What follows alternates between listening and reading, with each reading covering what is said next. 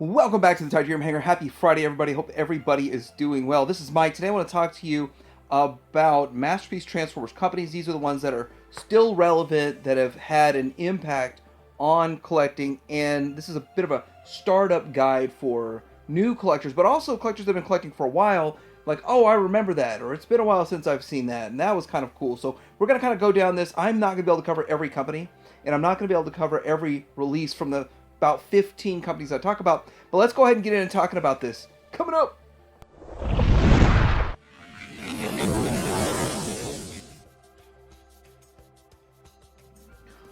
First of all, I want to talk about Takara. Takara is number one. They are Masterpiece Transformers. They started this, they began this, and with that, they still have some of the best looking designs for some of the characters.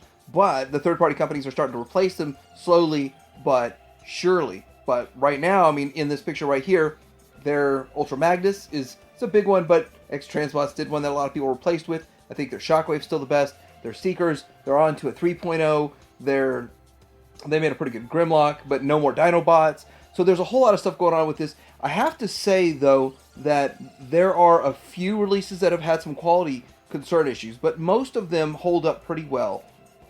The thing that upsets most people about Takara is one of two things. Number one, that the price is usually the highest. They usually do command the highest price because they are official, and although there really isn't licensing, it's kind of a joint effort in the license between Takara and Hasbro, and that's kind of a sticky, muddy water right there. But with that, they are really good-looking figures, and the fact that the price is so high, a lot of people usually wait for the KO. And like I actually pointed out in yesterday's video as one of the points, that these knockoffs are usually half the price, sometimes a quarter of the price of the original. And with that, most people do buy the knockoffs. Almost everything, and maybe I could go back and check, everything's been knocked off from Takara, except for some of the repaints or some of the offshoots. And when you come to the repaints, the Plus series, I don't think any of them have been knocked off. And if they did, I never saw them for sale, or I would have bought them. But anyway, Takara, number one. Let's get on to the next one. Next I want to talk about is Fans Toys, and Fans Toys is regarded by most collectors as the best company. Now, they do carry a premium. Their price is high. They seem to fight back and forth with Takara on who could charge the most. But right now, I think they're going to be winning in some areas. But the figures look great. They kind of have more of a heroic proportion. And when we get to X-Transbots here in a bit, you're going to see those are more cartoon. These are more heroic. And people like that. People like it that it's not kind of going exactly for the cartoon, exactly like the cartoon aesthetic. And one thing I have to say, though, is they've started changing the color palettes and changing the colors to look more like the cartoon. Now, Fans Toys usually has the vast majority of their figures are the best representations of the characters that you can find aesthetically and build quality-wise. And I will give them that. That is really where they built a reputation. Now, I'm not going to say that every one of their characters that they put out or every figure is the best, but I'm going to say that the majority of them, most of them, are revered as the best. And these Insecticons, the Dinobots, they look great. They are more a cartoon than the Gigapower alternatives we'll see here in a bit, but these look really good. I do kind of feel like their Dinobots are a bit on the small side, and that's just kind of the way I feel. But with that, they still look great. And I think that they've kind of done some offshoots. We're going to talk about some of these other companies that they have kind of renamed themselves to for just a few releases. To this day, I want to go down and say that Quietus is my favorite Fans Toys release. And the day I got it, I realized it was. Now, I went on record saying that I felt like they copied some of the engineering from X-Transbots, but it doesn't really matter. It still looks that good. It is that amazing of a figure. I still like it. With that, there's knockoffs of Fans Toys. Now, it's technically not knockoffs. It was people that worked on these projects for Fans Toys, but I guess didn't feel like they got compensated enough. They made their own molds and made their own releases and did an orange recolor. That orange recolor is still one of my favorite figures in my collection. Now, in order to stay in good graces with Takara and Hasbro and all that kind of stuff to keep making this, they do change the name on more popular character releases, such as a Soundwave that is called Acoustic Wave. It is Robot Paradise. Then they're going to make an Ultra Magnus, and it's going to be called Marge. It is fantastic model. And then there's a Perfect Fusion Dinobot, which is basically another Slag. So they have done this to stay in good graces. Still, I still think this is the best version of Soundwave on the market, and you can say that for a lot of their figures. Let's go to the next one. Next up is X-Transbots. I was introduced to this company by this Apollyon. This is their take on a G1 Megatron. When this came out, there was only the Takara one, which was a 12-inch scale. This is the 9-inch scale, and it looked a lot like a G1 Megatron. Now, it's not perfect. It's got a lot of kibble on the inner legs and a couple other areas, but it still looks so good in a collection, in a display. To this day, if I still come across a collection and it's in the display, it still looks great in a display. It's not a bad looking figure. But a lot of people broke theirs. I actually never transformed mine, so I never broke it. But I didn't want to bother. But yeah, I hear a lot of QC issues along the way. It seems like they'll do two good releases, then a third one might have a problem. Now, their figures look really good, but they don't have the same level of paint on them in the earlier characters as Fans Toys. And with that, lately they've been putting out figures and say they have a premium paint job, and they do rival the Fans Toys paint. And now Takara's doing almost full paint on theirs also. So across the board, all the new releases that are coming out have a lot of paint on them, and they're all fighting for that slot to be the best of the best of the best. But some of these are over-engineered, and some of the parts are too thin, and it causes breakage, and that is one of the problems with the Transbots. Now, I love their punch-counter-punch, and they're going deep into some figures and characters that others aren't making. And one of the problems with Masterpiece Transformers is that all the companies are trying to cannibalize each other and just make the same character and do a better job and one-up each other on the same character. No one else is making this, so I commend X-Transbots for it. I haven't had any problems with mine, except for maybe some loose shoulders at the most. That's the biggest problem I've had. Other people have broken theirs, and I understand that. I understand where they could have broken them, but this is a lot of fun getting these more obscure offshoot characters. I love the Ollie. It looks really good. By the third version, it tighter joints, and it was a much better figure than the floppy first one. Although it's the same mold, it looks like somehow they tightened up joints and did a little bit better job with it down the road. But it still looks good. Even the first version looks really good. And if you want to take time and do the little tricks to tighten up the joints yourself, then it's still a great figure. But I think it's a great looking figure overall. And a lot of their figures match the cartoon almost perfectly. Although I want to say, I don't remember if I've ever even broken an X-Transbots. I've just been very careful with them, and I heard how they break, and so I just don't do what other people did to break theirs. But maybe I broke one. But I gotta tell you that with this is their lock, and it's their cup, and this had a lot of problems, and they stepped up to the plate, and they sent out all of us that bought the 1.0 and had issues with it. I didn't break mine, but I couldn't transform it all the way. I just was like, why break it if I know it's going to lock up? And they sent us all 2.0s in the mail for free. So that was really, really good of them. Next up, we're going to talk about KFC, Keith's Fantasy Club. That is more or less a sister company of X-Transbots, and I always viewed KFC as X-Transbots premium version, but now that X-Transbots is doing premium too, they're both premium, I guess. But they did make these Junkions. They made quite a variety of figures, and I've got to say that some of their offerings are the best on the market, in a way only on the market, but this is the best set of Junkions that you can get. And I also want to say that they made a really nice reflector set. This is the one I actually display in my collection, and out of having all three sets, I would have to say that this one holds its own against Fans Toys. I think Fans Toys is a little bit more cartoon accurate, and with that KFC X-Transbots, I usually think nail the cartoon a little bit more. Fans Toys kind of won in this department, but not by much, and this is still a great set. KFC is also known for making these, I think we refer to them as Monster Bots, but they look really good. They call the King Zilla and King Gorilla, and they're on the pricier side. They're $180 each. They're pretty big and bulky figures, but they do some really cool stuff and offer figures that nobody else is making. And I can't leave Transistor out, because Transistor is actually what the figure that got me to want to jump into third party deeper than just having 2 or 3 on the shelf. I actually went in full go because of this guy, but now he's obsolete. I still have him, but he's obsolete. There's other options out there that are better. Next we have Mastermind Creations, which is known for making quite a few figures. This is the cassette bots that they made. They're really good cassettes. They're full-size cassettes versus everyone else making micro cassettes, and I think they look really good overall. So this is a probably the thing people look forward to the most out of this company, because these cassettes are so big and they're impressive and they all look good and they have a lot of articulation to them.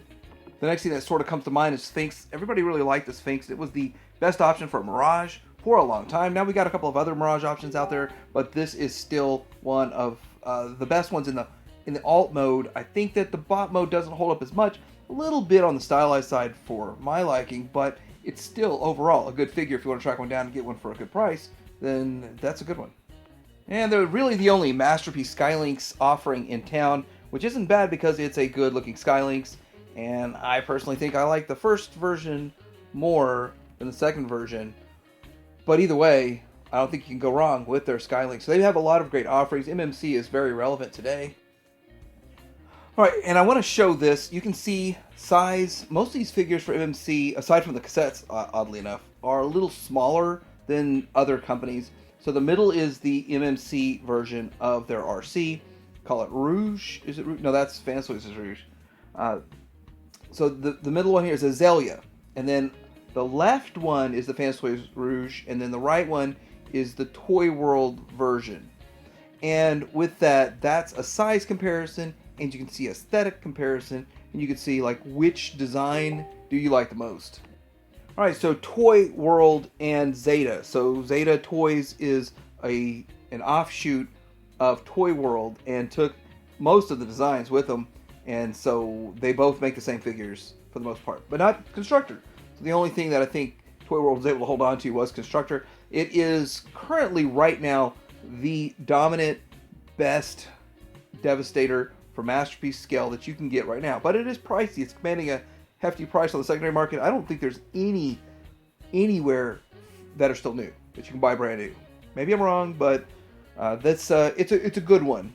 I do believe that the new Devastator Wars are going to bring about better Devastators than this, but as it stands right now, this stands the remaining king, and I think they made 15 to 17 different color variations and clear versions and all that. Now they had stylized versions of Springer and Cup. I'm going to show those because I think they're very unique. They're a little bit different. They did go bigger. Their figures were bigger, and that's what really tempted me with this company, because ToyWorld made bots bigger. I really did not want to give up on the 12-inch scale that originally was Takara before they went 9-inch. And these guys are a bit bigger. They're not quite in a 12-inch scale. But the Springer looks stylized. Their Cup is also stylized. And I gotta admit, I did not like this because I'm super hyper cartoon G1 at first. I'm a little nostalgic for this now because I remember when this came out, and I kind of like that it looks different. Because now you've got a whole bunch of them that look very similar. And this one is different. Maybe they went the right route by making it look a little bit different. Curious if anybody still has this in their collection today, but it's an interesting version of Cup, and it wasn't exactly G1. They also made cone heads that tower over any other Seeker from any other company, and so the ToyWorld has these cone heads. Zeta came out with their own Seekers, and of course recolored pretty much everything that ToyWorld made. And I gotta say, these are some cool looking Seekers, and you can see they are a little stylized. They're not exactly G1, but they are kind of cool. Taller and thinner than what you get with pretty much any other conehead out there. And of course, Zeta, they do carbon copy, but like a metallic paint job. Now, I do want to say that Zeta made their own mark with their own figures for a Superion and a Bruticus, and this is Supertron, and I forgot Bruticus' name, but they're good figures. I gotta say, this is probably the best combined mode of Superion. The individual bots aren't that great, and I'm still on the fence about the Bruticus. It looks good, but I believe we're gonna see better Bruticais later on down the road. But as it stands right now, it's the biggest. These are in the 21-inch scale, just like the Devastator. Now, ToyWorld and Zeta made their Coolsville, and that is their version of a Jazz.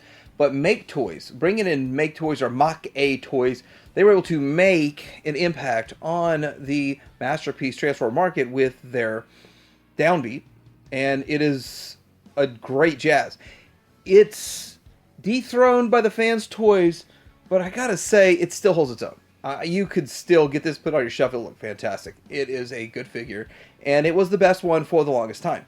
But things change, and the market changes, the market shifts. Maybe this is what you can find for a good price right now. Same thing with their Starscream Meteor. This is The best Starscream that you could buy for a while. This is when it went to Hypertune, and they were trying to go Hypertune. All of the companies were doing it, and MakeToys was the first to go with a Seeker. And with that, this mold is still decent. It's not the best mold out there, but MakeToys is making it, MakeToys is making it in all the different various colors, and they're doing recolors that Takara hasn't done, Deformation Space hasn't done, and we're going to kind of get into the other Seeker ones out there. But if you want to get this mold in different colors, or you just want to have a Seeker representation in all these other colors, then they're doing it. And it's pretty reasonably priced. Their most sought after figure, and they did a reissue. They didn't reissue it. The factory actually just did a run of it. They had the mold, exact mold. They just did another run and sold it, I guess, to pay off debt for MakeToys or something. I don't know. But this is one of the most sought after figures. But even with a reissue, it's still hard to find. It's still hard to get your hands on one of these because people want this so much. And it's a whole other production run, and it's already sold out that I know of. Maybe there's other places that have it. I know Show Z sold out, and I don't see it anywhere else. But pretty cool looking figure. It is still a bit dated, though. I got it, and I was like, yeah, it's a little dated, but it's still really cool. Contact shot. Next, we're getting to Bad Cube. I think Bad Cube has reached the point of irrelevance. And I'm not saying that their product's bad, but they designed all these figures so long ago that no one's really chasing them down as much as they were because there's other options now. Before the longest time, they were the best option. I think this is probably the only product that they have right now that nobody else is really put up another offering except for Takara and with their Sideswipe here. They dominated the mini-bots before the mini-bots even were a thing for X-Transbots or for Fans Toys, and even Takara didn't do much with the mini-bots at the time. And as you can see right here, these were the best offerings for a long time, but now we got Fans Toys offerings, and in some cases we've got the X-Transbots offerings, and they just edge them out a little bit because these are so old and they haven't put out anything new in a really long time. Good news is that they're not bad figures, even though it's called Bad Cube. The transformations are a little complex, but you might be able to find these for a steal right now. They also made some Insecticons, and I'm going to say this. They're not bad Insecticons. I have them right now, and I'm not trying to get rid of them or anything. I like them. I'm happy with them. But they're the less of the three options. I think it's Fans Toys, and then is it the KFC, and then this one. So that's where I stand with those. I'm not saying they're bad. I'm just saying the other options are a little bit better. Next, we're going to get into Fans Hobby, and I just have to say that I haven't bought a single thing that they make. Although I'm impressed with what they're doing. They're doing a lot of the things that X-Transbots is doing, and they're making figures nobody else is making. They're making later generation Headmasters, and a lot of the stuff that wasn't where other companies are going.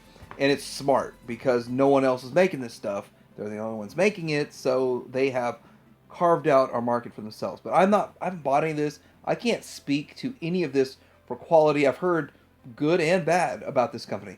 But I am still impressed that they're going this far and going this deep. But they're going into eras that I don't collect for, and I'm more of a sideline watcher on these. One of these days I'm going to pull the trigger just to get one so that I can speak to quality and all this kind of stuff. But some of the stuff looks pretty cool, like their Dark Strike and their Hydra. That looks like some really cool stuff. Might have to go in on those. Alright, so getting into DX9, they are sort of falling into obscurity. They've come out and said that they're done making figures, but yet they just keep putting out reissues of old molds, kind of what Bad Cube did. It's the exact same thing Bad Cube did. They would just reissue old molds, do another run, make some money, and do another run and make some money until they become obsolete and there's no demand for it. Well, for $400 you can pre-order their Minosaur, and you can have this in your combined mode if that's the thing that you want. But I know a lot of the expensive stuff going on with the Fans Toys, you might want to just keep one set of Fans Toys for bots and then have a DX9 combined. That's a good idea. They made a Tyrant Galvatron. This was the first Galvatron I got, and I passed on Fans Toys through 2 production runs because I thought that this one was just fine.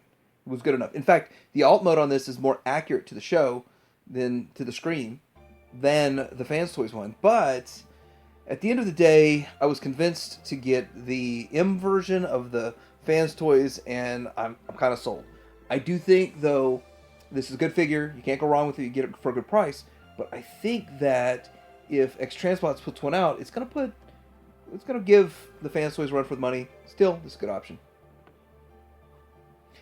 And DX9's Hanzo 6-shot. I've had this. I owned this. I sold it because I like the Fans Toys Hydra more, and I don't need a bunch of 6-shots, but when I think of it, I think you need six shots, one for each mode. Nah, just kidding. It's a good looking figure, and it works. It feels good. Very minimal on paint, though. It's kind of bare bones, and I think most of the releases are. But yeah, it's still a good figure overall if you're looking for a 6-shot. Here's the carry. This is their take on a bit of a stylized version of Rodimus. It's an all-in-one, so the trailer's all in there, which unlike the Takara one just turns into basically a hot rod, and then you connect the trailer to a hot rod to make a Rodimus. This has a trailer built in. I understand. That's what my understanding of this whole thing. That's why it kind of looks a little bit different. People love this thing. I've never handled it, but people love it, and so with that, it's high on the list. I hear it's higher quality than the Takara version. And you can't talk about DX9 without talking about their take on Omega Supreme. It's the Gabriel. It's the one I have in my display. I think it looks fantastic. And a lot of people argue that this is better than the Fans Toys. I think that the Fans Toys does a couple things better, and this does a couple things better. But this did, at the time, $150 cheaper, and I think it's still way cheaper. It's still a much better value to buy this than the Fans Toys. But the Fans Toys does a few things a little bit better. Anyway, DX9 Gabriel. DX9 is an X marking them leaving a spot on Masterpiece. Next up, Gigapower. Literally, they just make dinosaurs, Dinobots. Thought you were supposed to make dinosaurs. Well, these are bigger than the Fans Toys. They are mostly shinier than the Fans Toys. Fans Toys, they put out some X versions that are real shiny. But I think they look fantastic. I love all the chrome on them. I love how big they are and massive. They made all 5. This is only a picture of the 2. So it kind of shows you size and scale. And they keep putting them out in 3 different versions. There's like the chrome version, which is these. Then they have the metallic. And then they have another one that's like a weathered version. But I think it's a great set. And this is what I went with. I went and sold off all of my Fans Toys. Helped fund another, 20 figures by selling all my Fans Toys dinos. But I don't regret it because these looked at, because they're a little stylized, they're not super hyper-tuned, and I like them that way because I prefer the toy versions of Dinobots. So back before we got Optimus Prime remade into MP44 from MP10 to MP44, we had the little battle going on with Magic Square and Transform Elements. So I will say, Magic Square was on the right, they did a 2.0, but they're a Legends scale company that just made one Masterpiece figure, so I'm not really going to factor them into this video, but there it is. Transform Element, on the other hand, was the underdog that came out and shocked everyone. It's a pretty good figure. It really is. It's a good figure. Shocking that out of nowhere shows up this really good-looking figure. Lots of paint, lots of weight, lots of heft. But you can see it. In the middle is the MP10, which is quite outdated. But yeah, look at all this. Very impressive that they came out of nowhere. But it was the beginning of kind of a tidal wave of different names of companies. They made a really good Mirage. They call it the Phantom. It is a very nice looking figure, very G1-esque. And the Fans Toys one comes out. I prefer the Fans Toys one by about 7%. But this one, I just like the coloring of it. It feels very tuned. It doesn't have a lot of paint on it. It's more just like colored plastic, but looks fantastic. And for the price point of $50, it was amazing deal. Amazing deal. I mean, you're paying well over $100 for the double that price for the Fans Toys one. That's just a little bit better in my opinion. But yeah, great job there. The Deformation Space came out with theirs. A lot of people feel like Transform Element is Deformation Space. Now, no proof. I don't have any proof, but as you can see in the middle, there's the Skywarp, and that is the design of it. And you can see aesthetically difference versus the front two are Takara. And so that is, I think this is the best picture because you can still kind of see at least one of the Deformation Space, the whole thing. And then you can see the Takara ones. You can see the size difference. I mean, it's almost 2 heads taller than what Takara gave us. And the Takara 3.0 for their Seeker. And this is A really good secret mold. Too bad we didn't get cone heads out of it. Too bad we didn't get more out of this. But Deformation Space, this isn't the only thing that they made, though. They made the KFC Transistor Killer in the form of a blaster. So they put their own blaster out, and it looks really good. Their ram horn's not the best, but it's. I'm glad they included something, right? But it's not the best. Now, not much paint on this. This is very, I would say the look of it is chalky, because it's just bare bones plastic with no paint, and it's not very shiny, but it still looks really good. I mean, design-wise, I could argue that some aspects of the design of this are better than the Fans Toys. The only reason the Fans Toys, in my opinion, would beat this out is the paint job. If they would just go back, put this back out with a really shiny, really nice paint job, I mean, a lot of people might even switch from Fans Toys back to this. Next up, we got a one-trick pony here called the Star Toys, and they made a Blitzwing. The thing about this Star Toys Blitzwing is that it looks ultra G1, and almost to a detriment. The way they did the thighs is exactly like the cartoon, but I don't like it. I don't like the thighs. That's the only thing I don't like on the thing. And if I don't like it, but it's accurate to the source material, I can't argue about it. So this is a very nice looking figure. Stands very well. The KFC version fell over and flopped over. This one is solid as a rock. A lot of people think that the Fans Toys one will be better. It'll be interesting to see if Fans Toys could outdo this one. Is it that good? Now, it doesn't have a whole lot of paint. It is kind of like shiny plastic on it, but on the shelf, you really can't tell. Side by side, this next to a Fans Toys product, it looks like it holds its own. Very good looking figure. Looking at it right now. A lot of people believe this and Deformation Space are Transform Element. Next up, we're going to talk about Unique Toys. Unique Toys is not unique in the fact that they are following the Bad Cube model, where they're stopping making toys and they're just reissuing old product. And a lot of companies have done that. So it's a DX9 route, this is the Unique Toys route, and Bad Cube route. But this is another figure that I kind of feel is obsolete. It's up for pre-order right now, and it's going to be a pretty good value, a pretty good price. I don't know what it will be priced at, but I'm thinking $60 to $70. During a time that the Fans Toys version is fetching $300 on the secondary market for the Blur, and it's not a bad option. In fact, before I got the Blur, I thought, why would I need another Blur? Because I've got Unique Toys and it looks that good. But Fans Toys does edge it out a bit. It looks more like the cartoon, more cartoon accurate. This one is a little bit bigger, and it's way easier to transform. They also made their Sworder, which is Sandstorm, the only Masterpiece Sandstorm in existence, and that makes them unique. Unique Toys, unique, because they're the only ones that make that. But it's still pretty cool. They started venturing out into making a bunch of other non-G1 stuff. So for me personally, they started with making some Legends figures. They have some Legends figures. But really, I mean, these are the two main things when I think of Unique Toys. I think of their Blur, and I think of their Sandstorm. I don't think of a whole lot else when it comes to Unique Toys. Alright, so what do you guys think about all these different companies? What other company did I leave off this that you feel is relevant today, that is in the kind of G1 space of Masterpiece Transformers? I feel like this video is already getting too long, and I feel like I barely touched or scratched the surface on most of these companies. So anyway, let me know in the comments below, like and subscribe, and Titanium Hanger out.